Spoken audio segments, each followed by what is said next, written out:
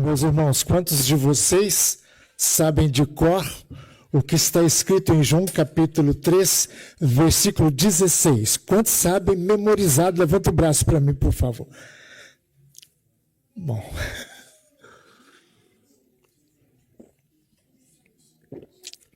Vamos falar juntos?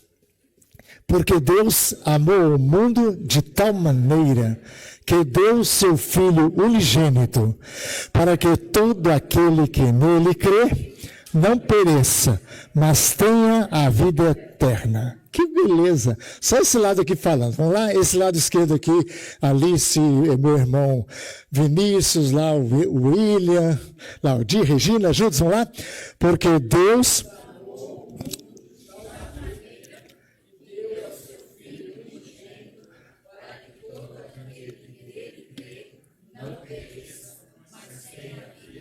Só esse daqui. Porque Deus amou...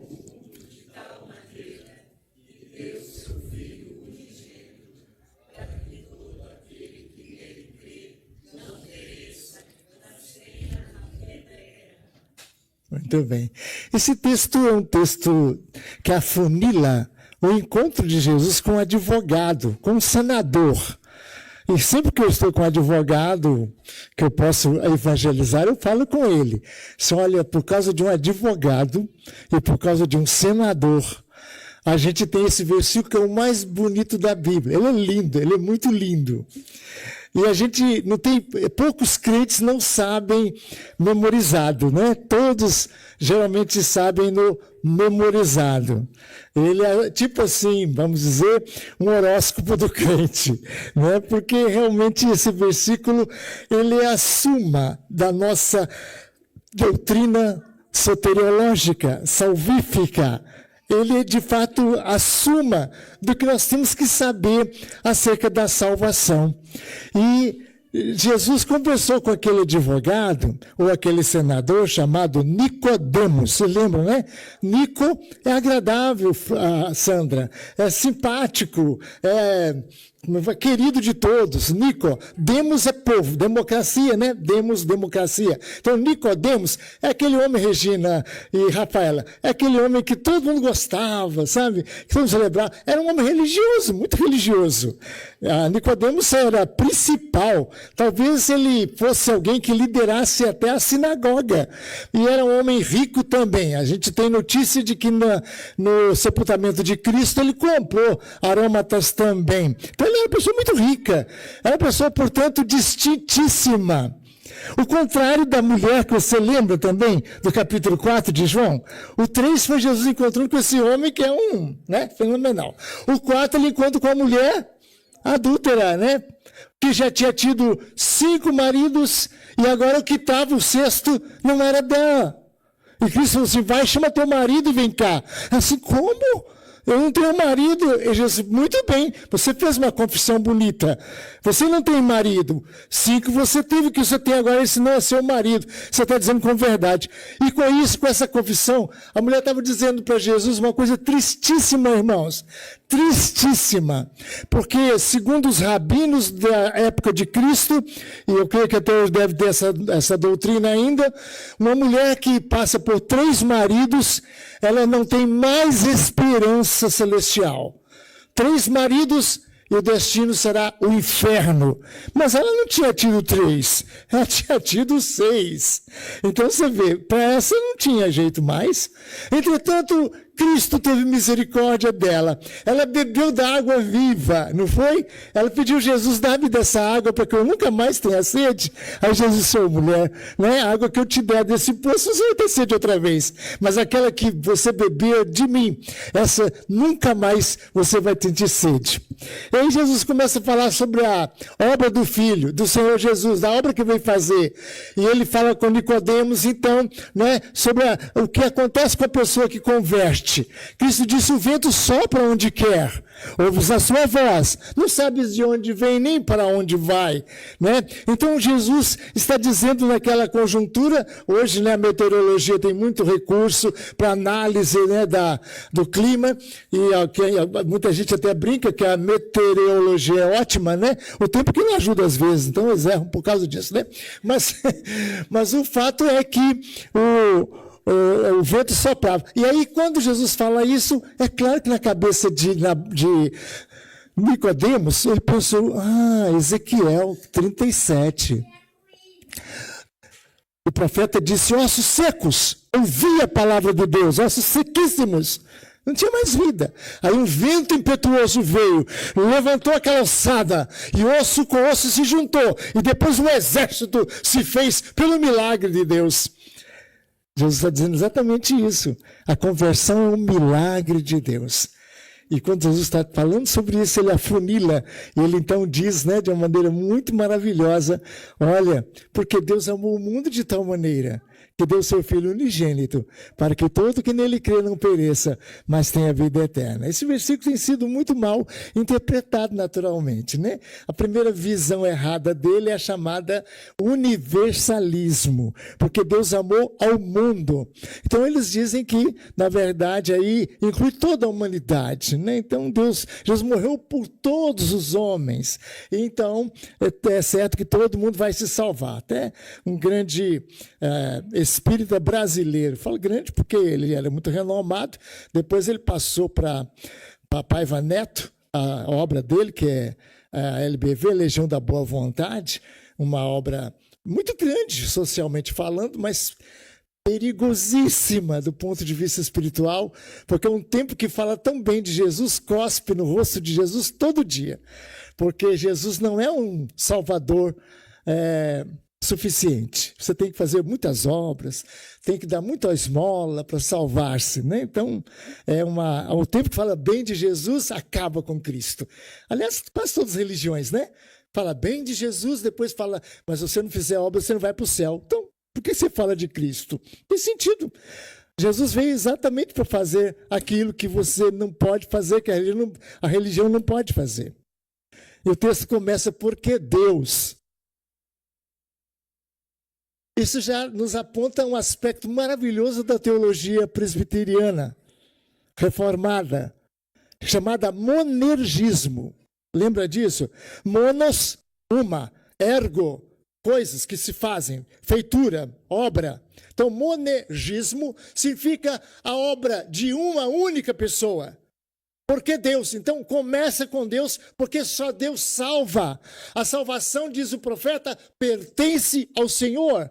Não, a salvação não pertence a uma igreja. A salvação não pertence a uma denominação. A salvação não pertence a você. Não pertence ao seu agir. Não, a salvação pertence a Deus. Ele é o autor da salvação. Ele é o feitor da salvação. Ele inicia a salvação. Você não tem nem como iniciar a salvação, muito embora há muitas igrejas que ensinam que você já tem uma centelha de Deus dentro de você, né? Isso nós chamamos de semi-pelagianismo. Hoje é o dia de falar a palavra difícil, né, gente?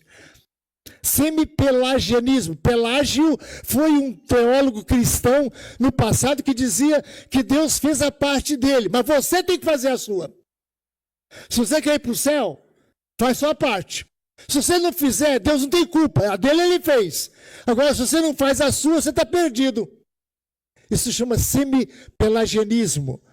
Essa crença é muita igreja, talvez quase próxima disso, a metodista, um pouco mais distante talvez, mas bem próximo talvez, devido à doutrina da santificação herdada do seu fundador. A católica, ela é totalmente semi-pelagiana. Outras aí, as outras grandes, novas aí, todas são semi-pelagianas. Nós somos monergistas. Nós cremos que Jesus fez tudo, absolutamente tudo, por nossa salvação. Você leu hoje na Confissão Batista, que nós temos lido aqui, né? Você leu sobre as boas obras. A melhor obra que nós fazemos, a melhor delas, é cheia, é conspurcada é contaminada por coisa ruim. Eu prego um sermão aqui. Quanto melhor, quanto mais bonito, quanto mais obra faz, você chora. Aí eu saio na porta e falo, graças a Deus, eu preguei uma mensagem. Pronto. Essa coisa tão sublime que é falar do amor de Deus, vira nada, porque está estragada. As suas obras não podem salvar você de jeito nenhum. A melhor das suas obras, o profeta disse, Isaías, fala, todas as nossas obras de justiça são como trapo de imundícia. As nossas melhores obras são como aqueles panos hospitalares que as pessoas usam luva para pegar, para colocar no lixo. As melhores obras que nós fazemos são como o trapo da imundícia. Já pensou? Não tem esperança para você. Não. Então, porque começa com Deus mesmo? Porque Deus. E aí vem a coisa maravilhosa acerca de Deus. Ele é santíssimo. E porque ele é santíssimo, ele tem um amor imenso, um amor imutável. Porque Deus amou. E toda a obra da salvação começa no amor de Deus. Porque ele amou, é que ele escolheu a gente. É tanto que lá em Romanos fala assim, aos que de antemão, na eternidade, conheceu, a estes também predestinou para serem conforme Jesus e para entrarem no céu um dia. Então Deus escolheu você lá na eternidade. Aí fala assim, aos que de antemão conheceu. Aí vem de novo a teologia errada e fala, tá vendo? Deus tem presciência. Então ele sabia que o Gabriel ia ser um diácono, um presidente da junta, se ia ser um menino assim dedicado. Então ele olhou lá distante e falou assim, legal, vou escolher o Gabriel. E você quer conhecer antes? O que de antemão conheceu? Não, absolutamente. Aí seria salvação pelas obras. Porque Deus ia olhar para o Silvio e falar, Silvio, lá distante vai para a igreja presbiteriana. Uma boa igreja, né, Silvio? Está aguentando, graças a Deus, né?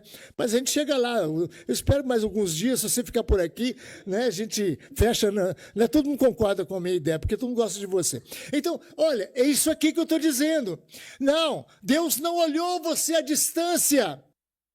Uma pregadora famosa entre os batistas, chamada Valnice Milhomens, eu não esqueço um curso que ela estava dando, eu assisti uma aula dela.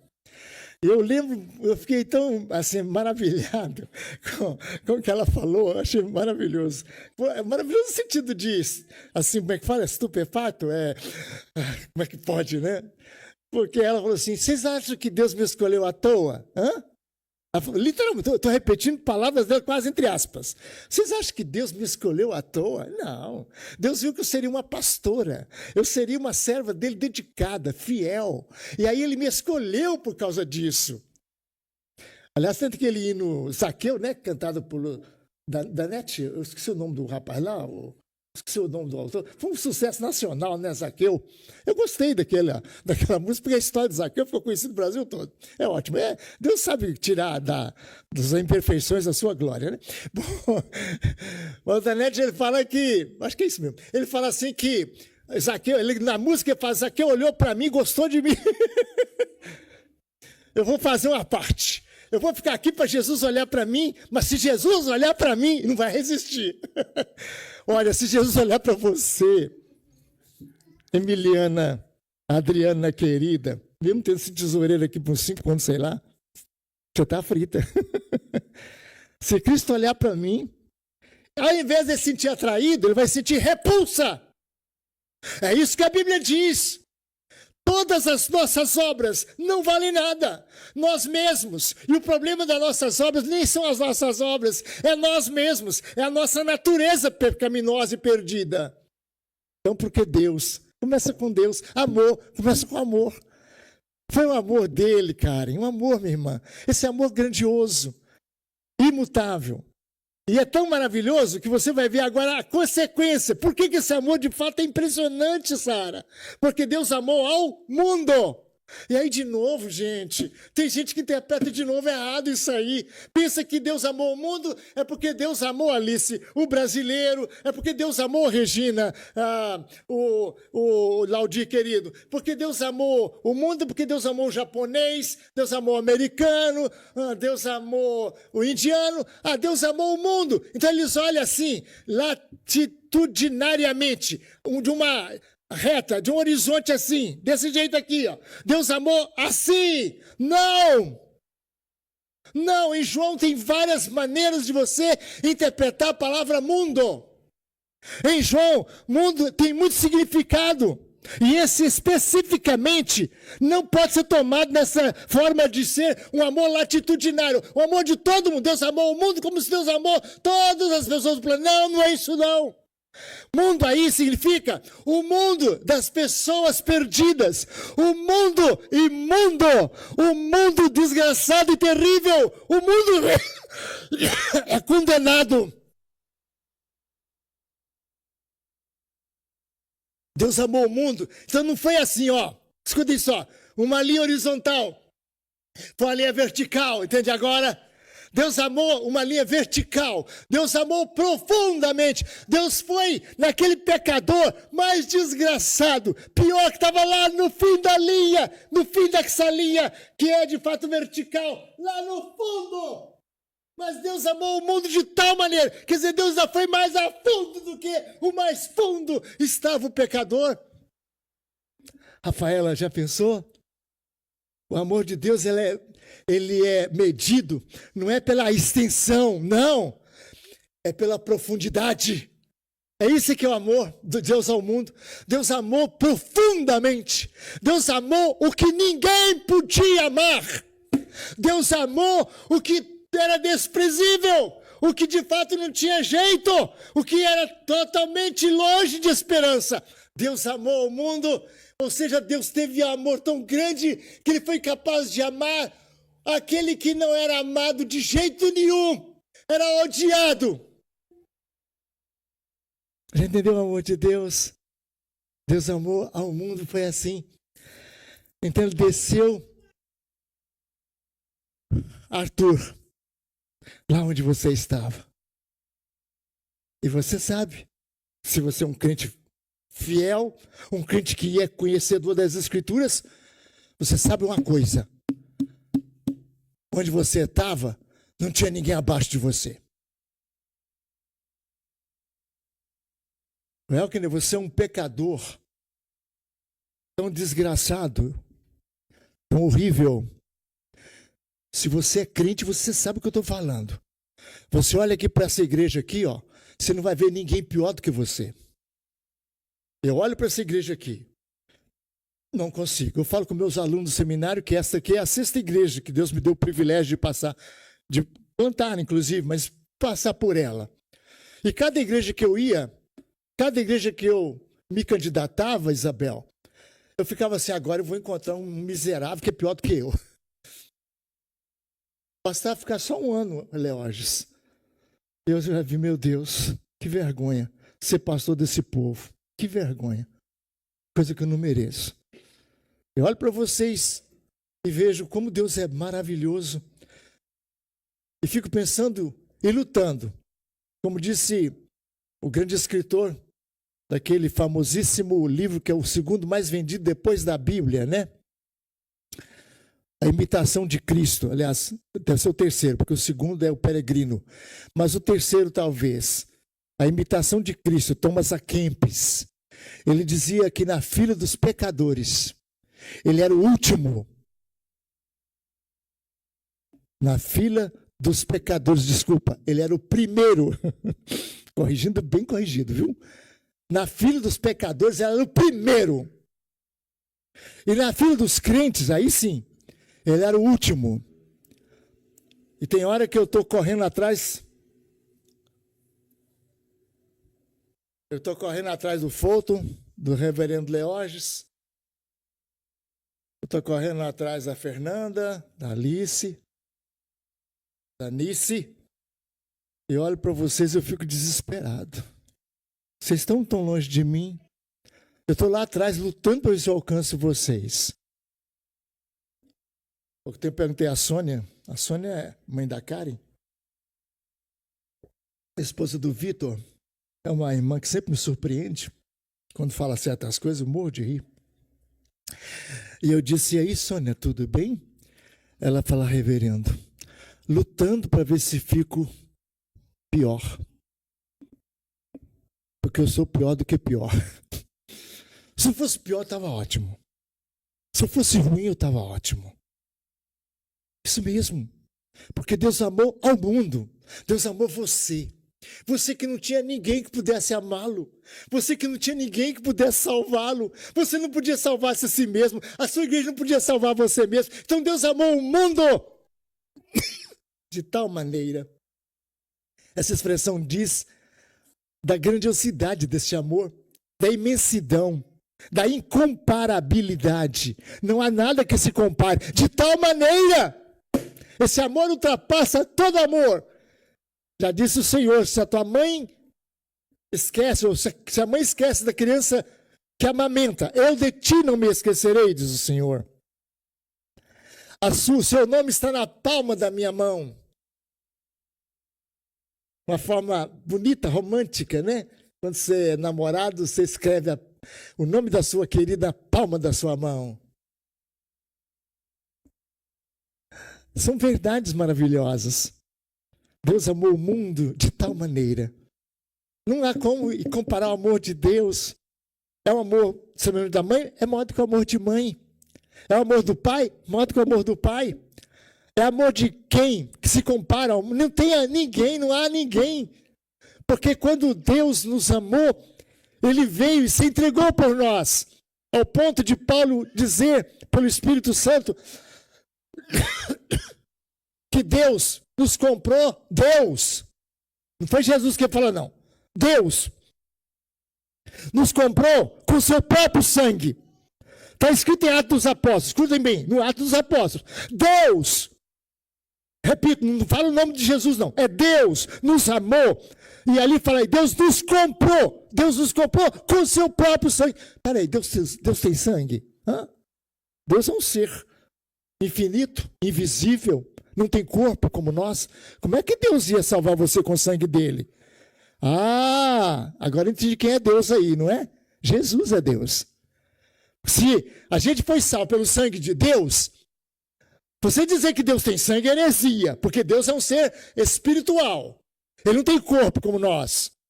Mas ele teve um corpo. Ele encarnou-se em seu filho. E aí ele tomou e teve sangue, e com seu sangue nos comprou. Pedro diz, não com prata, nem com ouro, mas pelo seu sangue, ele nos comprou para ele. Deus amou o mundo de tal maneira que deu seu Filho unigênito. E aqui, irmãos, é o máximo que a gente pode pensar. Sabe por quê? Essa comparação é lindíssima demais, é muito linda. Porque qualquer pai sabe o que eu vou falar agora. Uma pessoa pode entrar na sua casa e fazer com você o que ele quiser, pode arrebentar.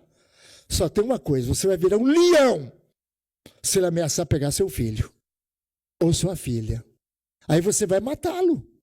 Você ou vai morrer ele ou vai morrer você. Ou tentar tocar na sua esposa. Não, você não vai permitir isso. Nunca, nunca.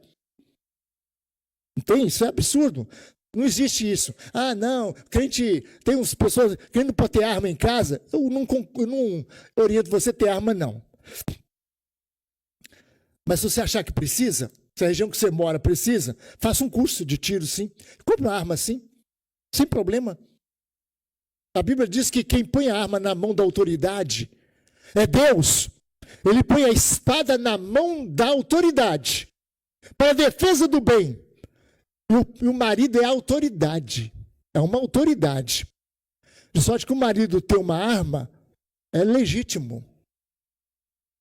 Sem problema, irmãos. Isso é da palavra de Deus. Não é da cabeça dessa raça aí, bobo que anda por aí afora, não. É da palavra de Deus. Deus ordena que nós defendamos a nossa família. E eu não vou defender com flores, não.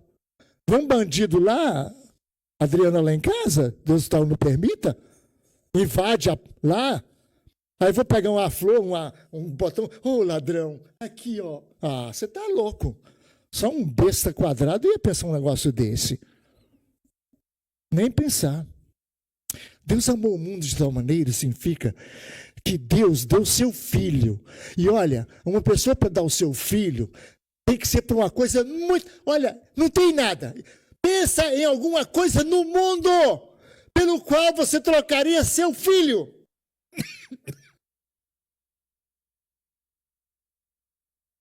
Tem alguma coisa? Alguém aqui, pastor, se me der 100 mil, leva a criança. Você acredita nisso? 1 milhão. Olha, Regina, 1 milhão pela Rafaela. Ela vai rir. Ela prefere, se fosse o caso, que não é o caso dela, graças a Deus, mas ela preferia ficar pobre o resto da vida. Mas não vendia a Rafaela nem por 1 milhão, Rafaela. Você vale mais que 1 milhão, menina. Pois Deus deu seu filho. Ou seja, os espíritas dizem assim, Deus é um crápula, de acordo com os protestantes, é um crápula. Ele teve coragem de matar o filho dele na cruz. E eu diria, se Jesus não é Deus, Deus é um crápula. Porque o indivíduo que tem coragem de matar o filho dele por causa de outra pessoa, que isso, ainda mais uma pessoa ruim, que nem eu, que isso? Se Deus teve coragem de matar o filho dele por causa de mim, Deus não presta. E a única escapatória para Deus ser bom é que Ele é Jesus. É que Jesus é Deus. É que Jesus é Deus. Então Deus deu-se a si mesmo, diz a Bíblia. Porque dar o filho é dar-se a si mesmo. Teve um missionário, li o relatório dele, e ele foi preso num país comunista. E aí prenderam o filho dele numa árvore perante ele. E falou, se você não renunciar à fé em Cristo, jogar sua Bíblia fora, nós vamos bater nesse menino até ele morrer. Aí começou a bater na criança. E a criança gritava, pai, por favor, pai. E ele ali, cortando o coração, vendo seu filho sofrer. A certa altura o filho dele disse, pai, por favor, não faça nada. Nós somos de Jesus. E ele então entendeu. O que é dar o filho? O que é oferecer o filho? Deus amou o mundo de tal maneira que deu o seu filho unigênito. E aí diz para que todo aquele que nele... Para todo aquele que nele crê. Ué, não é para todo aquele presbiteriano, não? A nossa igreja é muito boa, gente. Ué, que isso? Para todo aquele que for da igreja presbiteriana, não pereça. Oh, maravilha, né? Para todo aquele que for da igreja universal, não pereça. Para todo aquele que for da igreja batista, não pereça. Para todo aquele que reencarnar, não pereça. Opa, reencarnar, Deus amou o mundo de tal maneira que deu seu filho unigênito para que todo aquele que reencarnar-se... Não. Para todo aquele que nele crê. Oh, glória a Jesus. A coisa mais simples que você pode fazer. E você pode fazer porque Deus te dá a fé. A fé é dom de Deus. É Deus que faz por você gratuitamente, pela graça sois salvos, mediante a fé. Para que todo aquele que nele crê, olha que bênção. O que Deus exige de você é apenas que você creia. Crê no Senhor Jesus, será salvo tu e a tua casa. É a ordem do Senhor. Ele manda você acreditar, porque ele também dá fé para você. Se não te der fé, você não vai acreditar. Quando você vê uma pessoa ateia, você toma susto, não toma? Eu tomei um susto danado esses dias, eu fui na farmácia, e o rapaz me atendendo, eu perguntei qual é o seu nome, ele disse João. Eu disse, muito bem, prazer conhecer João. Rapaz, seu nome é muito famoso. Ele disse, é. Seu nome é o nome de livro da Bíblia, chamado Evangelho de João, cara. O mais lindo dos livros da Bíblia, um dos mais lindos livros da Bíblia. Todos são lindos, mas esse é lindíssimo. Você já leu? Ele olhou para mim assim, me fitou e disse, eu não li, não vou ler. E odeio esse livro chamado Bíblia. Eu deve ter uns 22 anos. Eu li assim, como? Ele disse, eu sou satanista, Senhor. Sou da igreja de Satanás. Eu juro que eu tomei um susto. Eu nunca tinha enfrentado um satanista de frente a frente assim, nunca. Mas foi isso que aconteceu. Irmãos, a fé é dom de Deus. Se Deus se afastar de você, você está frito. Você vai ser a maior prostituta. Vai ser mais baixa do que a mais baixa prostituta que existe. Se Deus se afastar de você, você vai ser um criminoso. O pior de todos os criminosos. Se Deus se afastar de você. E a diferença entre você e essas pessoas que eu estou falando aqui é uma só. É que você tem o Filho dele como seu Salvador e crê nele como seu Salvador. Porque Deus amou o mundo de tal maneira para que todo aquele que for batizado, para que todo aquele que nele crê.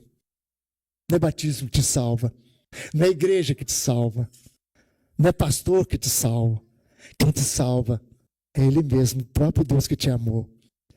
Para que todo que nele crê não pereça, mas tenha a vida eterna. Perecer significa ir para o inferno. Sabe por que você veio aqui hoje, domingo? Você enfrentou o frio, está aqui? Sabe por causa de quê? Por causa da glória da salvação que Deus te deu. Você é feliz demais. Você está muito alegre.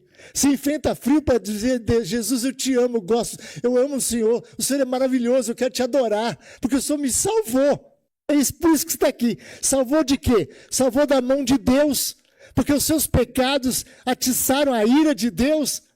E foi Jesus que enfrentou a ira para o seu lugar do próprio Pai, para poder salvar você. Isso mesmo.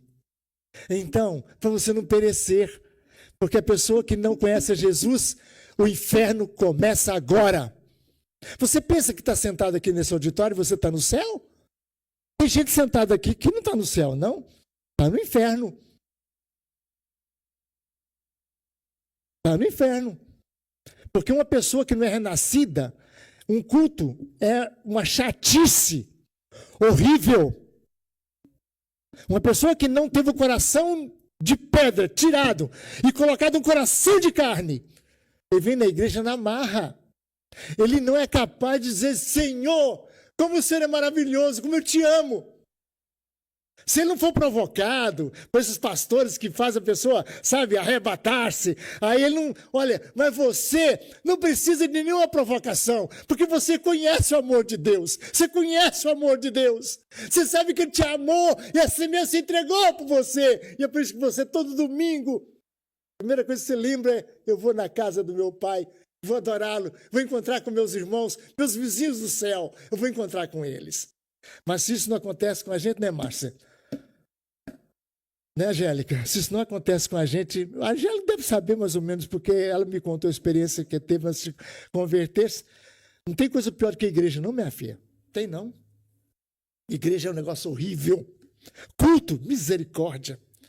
Culto é um negócio insuportável. Sermão, é que nem o Lula falou. Eu detesto sermão de pastor. Eu gosto é de pinga. Bom, eu estou falando do que ele falou publicamente. Não estou falando nada que o Lula não tenha falado, né? Eu sei que eu oro pelo Lula todos os dias. Peço a vocês que orem. É nessa hora. Amá-lo. Apesar de que a gente que aqui realmente é difícil amar. Não, mas eu sei, é difícil. Mas a Bíblia manda amar. Então temos que amá-lo. Temos que orar para dar certo, para ter misericórdia, para Deus convertê-lo, para deixar essa ilusão de comunismo e voltar para Jesus Cristo. Pode falar amém. Aqui é presbiteriano, mas, mas a gente aceita o pentecostalismo só não falar amém sem problema. Meus irmãos queridos, Deus amou o mundo de tal maneira que deu seu Filho unigênito para que todo aquele que nele crê não pereça, mas tenha a vida eterna. Termina muito bonito esse versículo. Começa com o mundo... A coisa mais horrível, pior, imunda, suja, nojenta, repulsante, e termina na glória, na vida eterna, no céu. Esse versículo é maravilhoso. Ele começa na terra, termina no céu, na vida eterna. A vida eterna pela qual Jesus veio por ti e por mim. Eu te pergunto, isso já é seu? Você já é uma nova criatura? Você já nasceu de novo? Você já crê em Jesus Cristo? Você já se batizou? Você já professou sua fé? Você tem prazer de adorá-lo? Hã? Vamos orar. Muito obrigado, Pai, pela tua palavra. Muito obrigado porque o Senhor mostrou esse amor para a gente.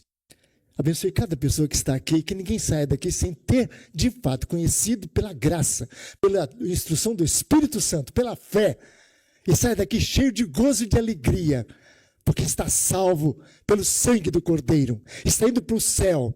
Se porventura amanhã eu tiver morrido, alguém me ver no caixão, ou se eu ver algum dos meus irmãos, que nós saibamos, Deus, que nós saibamos que a nossa experiência com o Senhor estará aí na glória, cheio de alegria, gozo e paz. Porque é para aí que o Senhor está nos levando. Em nome de Jesus. Amém.